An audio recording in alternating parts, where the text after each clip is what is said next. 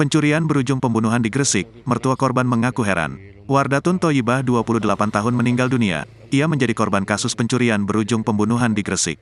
Peristiwa berdarah itu terjadi di Desa Imaan, Kecamatan Dukun.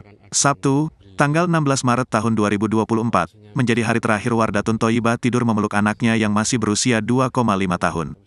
Menjelang sahur, petaka tiba, pelaku masuk ke dalam rumah korban, sedangkan suami korban, Mahfud 42 tahun diketahui tidur di ruang tamu. Keluarga korban sempat dibangunkan oleh Huzaini 65 tahun, ibu dari Mahfud atau mertua korban untuk makan sahur.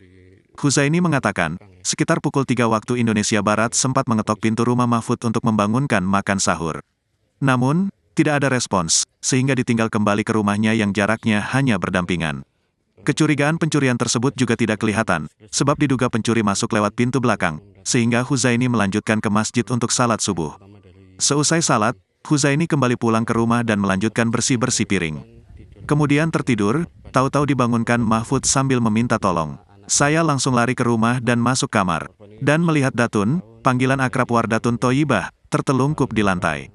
Di kasur juga banyak darah. Sedangkan anaknya masih tidur, kata Huzaini.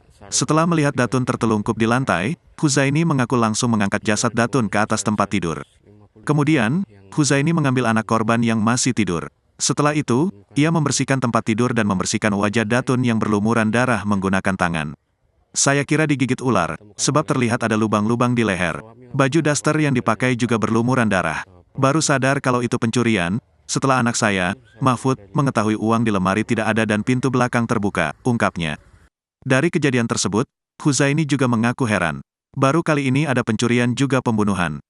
Tadi pagi, Polsek Dukun ada laporan dari masyarakat sekitar jam 6 bahwa ditemukan ada jenazah perempuan yang tergeletak di dalam kamar. Setelah kita lakukan olah TKP bahwa betul kita temukan ada perempuan kurang lebih usia 28 tahun yang meninggal dunia